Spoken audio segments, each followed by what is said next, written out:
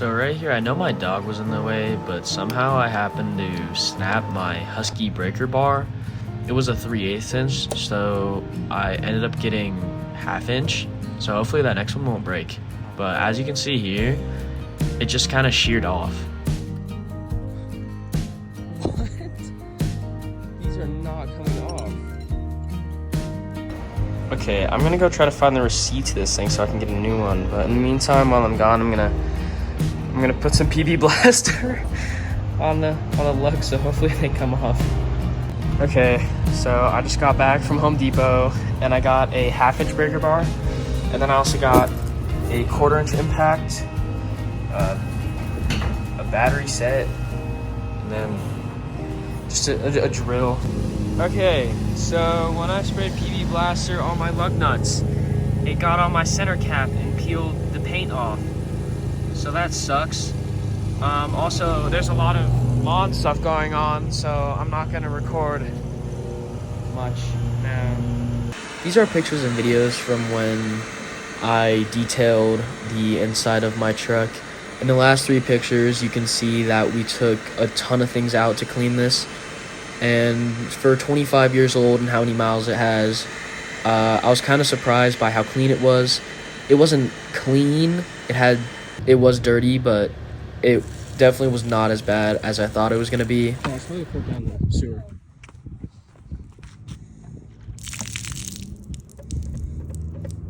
You can see in these pictures how dirty it was and how clean we got it. Okay, so I got the tailgate off the truck, and I think the process that I'm gonna use is just tear the paint off that I can right now. Of course, I'm gonna take the badges off. I'm gonna take everything off the tailgate, like the latch. And then I'm gonna sand it all down. I'm probably gonna have to cut out that part and maybe weld in a new one. Maybe that rust side as well. And then I'm gonna probably get some body filler and repaint it and put the badges back on. Hopefully that all goes well. Kind of hurts me to do this because I like the original paint. Okay, I don't like the original paint. I like having original paint because this is in terrible condition. This is the worst tailgate I've ever seen. So I just tried screwing these off, but I rounded them both out because they're like really stuck. And the company that bedlined all this, like Line-X, sprayed like everything back here. It's just weird. So I think I'm gonna try to drill through the screws and hopefully it doesn't come out like here.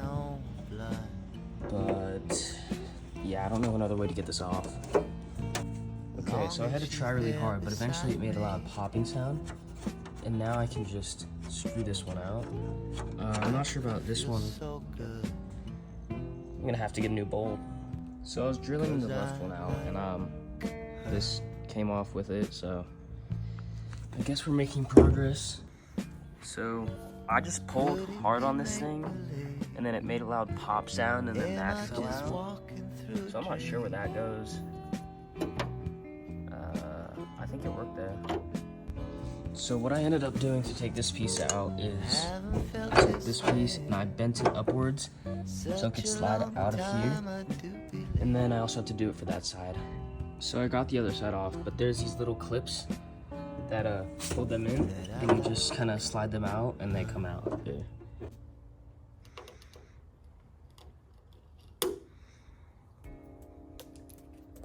I think somebody put Bondo on here because it's like really thick there, and then that's like the actual paint thickness. So oh my god. So I've been chipping away, and I wish I did take the A off before I did it because it creased it and like cracked the A, which I didn't know it would do. But this is what it look. It's bad. Like, this is a lot of rust. And so yeah, this is like the original paint, and then there's just like a thick layer of like body filler and stuff, I think. And yeah, it's bad. So I debadged the whole thing, and I'm not sure how I'm gonna clean up the lettering because it does have like a film of paint on it. I think think the next step is just sanding the whole thing down. And I went over the rust and I got a thin flathead screwdriver and I like stabbed it into there really hard and it didn't give a single bit. So it hasn't gone all the way through, so I'm hoping I can just sand it down a lot and then use some like automotive body filler and then sand that flat and repaint it. So I've been at this for a while, but I sanded down with that sander this complete side, exposing what I hope is all the rust.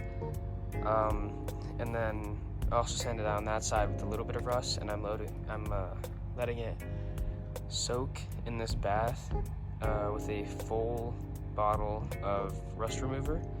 So while I was sanding, I uncovered a spot where the rust actually did go fully through. So I'm not really sure what I'm gonna do now, but it's not big. But I was really hoping that wasn't gonna happen, because that's really bad. So after a lot of sanding, I think I got it pretty good. I used rust dissolver. After I sanded the whole thing, I put this part in rust dissolver and it made it like a completely different color, but I don't think that matters. And then I got primer, body filler, paint, and clear coat. So just the general things that you need to paint, and I just need to wait for the correct color to arrive now.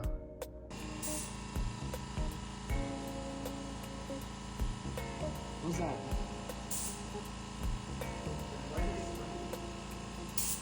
What?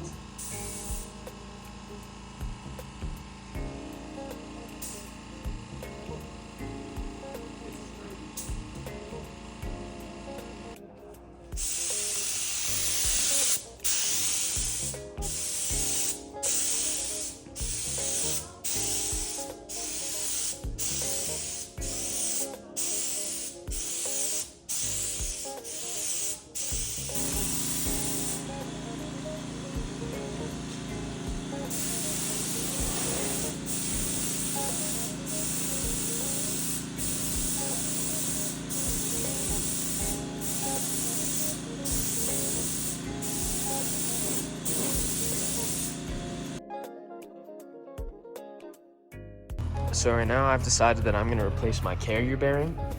I have a new one in here from the OEM brand that I just got off Amazon. And yeah, because my one right now is making my drive shaft wiggle a lot. So I got the drive shaft out. It was pretty easy. It's literally all 14mm bolts. But while I'm out here, I'm gonna clean all of it and grease all the fittings for the U-joints. That fitting and the fitting over there with my grease gun. So to get the drive shaft in half, to actually get the carrier bearing off, I had to screw that side off of this, and it was too hard for me to do just out here, so I put it back in the truck with a couple of like loose bolts that was already in there, and I got them off with my breaker bar and my wrench, and now I can take the carrier bearing off. So I didn't record this, but I've decided to do my power steering fluid leak. So I have all of the nuts and bolts holding the rack and pinion out, and I just got to replace this little seal right here. It's in the top of the power steering. It's in the control valve, and I'm pretty sure that's what's leaking because it's coming from under there. And yeah, I have to disconnect my steering column now from the control valve, and then unscrew 2 lines, which are probably like power steering lines, and yeah. So this is a progress update. I kind of pulled the rack and pinion out and down, and I just broke that line loose. I had to go to the store and buy a set of wrenches, and then I have to somehow get that clamp off. I'll don't know how I'm gonna get to that. I've already tried.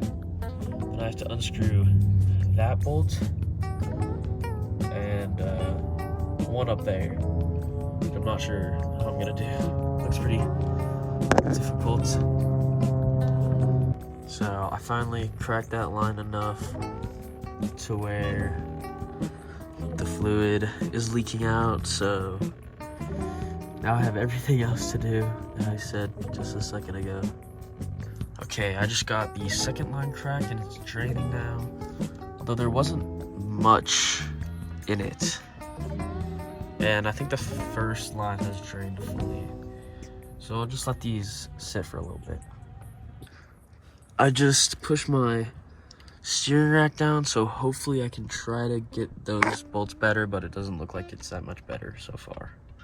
But that's all I need to do, and then I can take the entire rack and pinion out. Here's a video my brother took of me when I actually got the rack and pinion out. It took a long time because the steering column was very connected and hard to get off.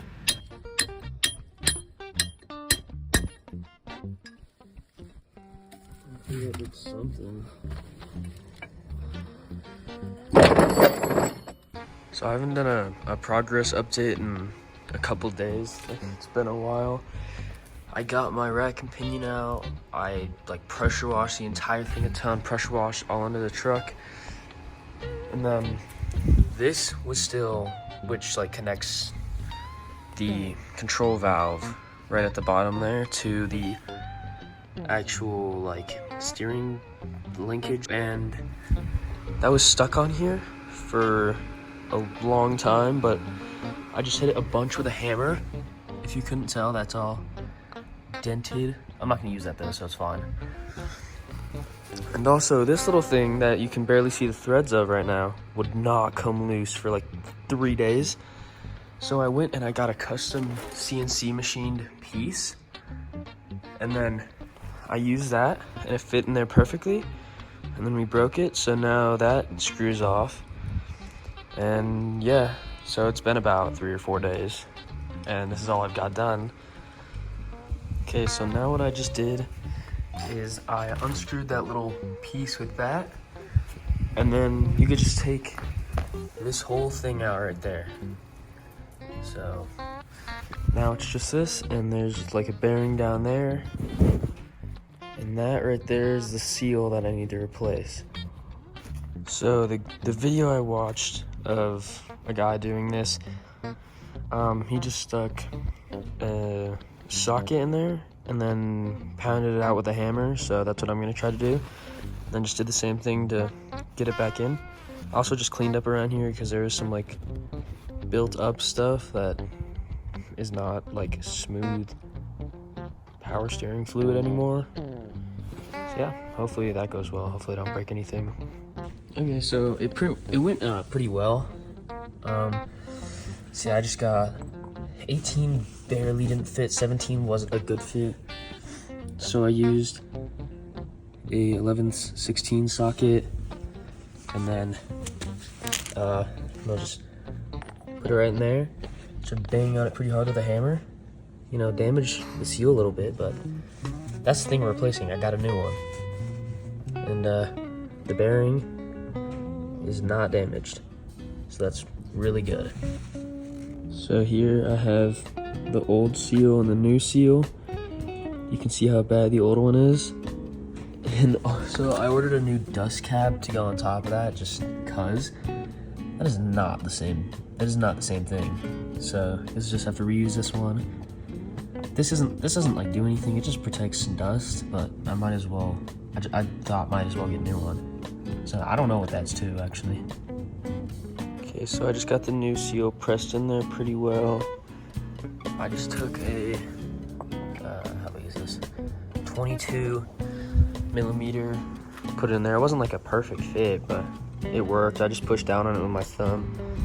So now I'm gonna put the bearing in, then I can kind of start reconstructing everything.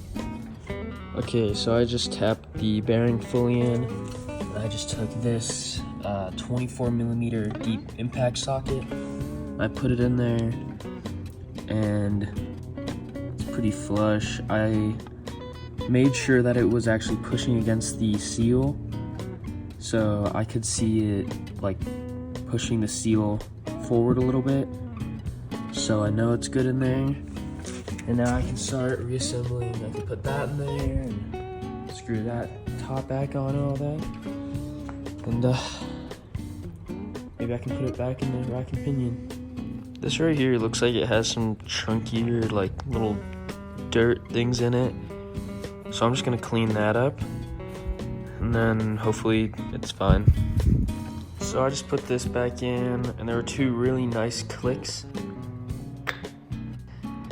And just to make sure I have it seated, I'm just gonna hit this top a couple times so I can really make sure that seal isn't gonna leak.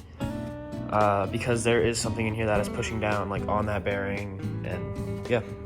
So I'm putting this top piece on right now, and I just got the old grease out of there and I put new grease in, so this can spin nicely on it. So what you're supposed to do with this top piece, instead of having like a torque spec, you're supposed to line these 2 little like cutouts up. You know, I'm extremely close, but I just can't tighten it anymore, and it's there, so calling that good. Okay, so I'm getting ready to put it back in, and I just rubbed some stuff out of here, and it looked like it was grease, so I'm just gonna get some new grease and kind of coat it. Not a lot, but only a little bit. All right, so as I said, I'm just putting a light coating of grease, and so now I think it's time to put this there.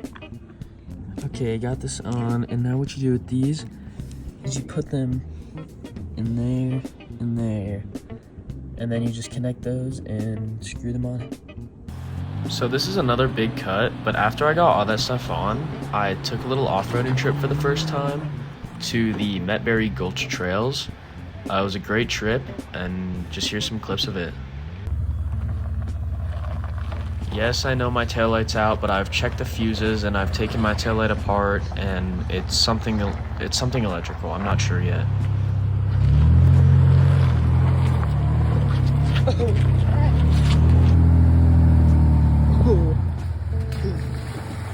Yeah.